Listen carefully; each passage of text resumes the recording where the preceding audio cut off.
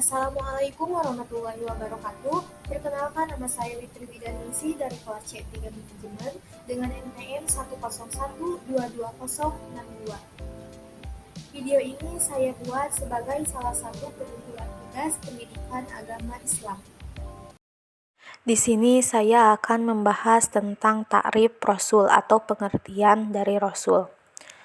Sebelum ke penjelasan itu, di sini juga ada pembahasan-pembahasan yang akan saya bahas.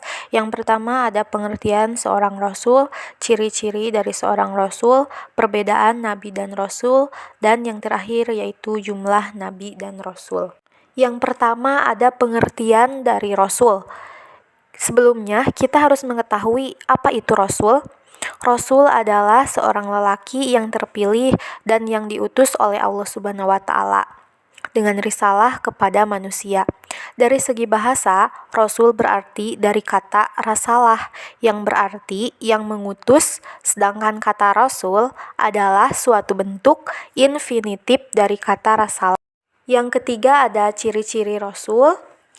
Memiliki asifatul asasiyah, yaitu sifat-sifat dasar yang layak baginya.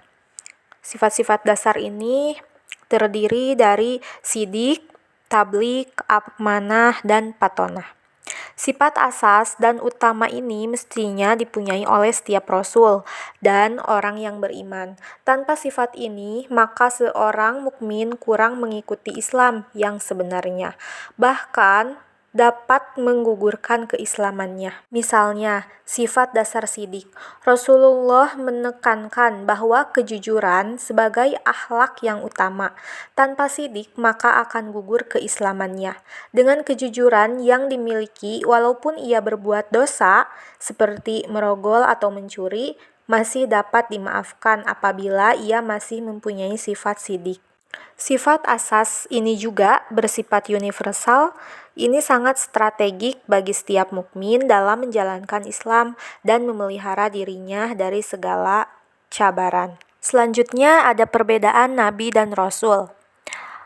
Nabi berasal dari kata naba'a yang artinya berita atau informasi, sedangkan Rasul berasal dari kata rasalah yang artinya utusan atau penyampaian. Yang kedua, Nabi tidak menyampaikan berita kepada umatnya, sedangkan Rasul wajib menyampaikan kepada umatnya. Selanjutnya, Nabi melanjutkan syariat yang disampaikan Nabi sebelumnya, sedangkan Rasul yaitu membawa syariat baru.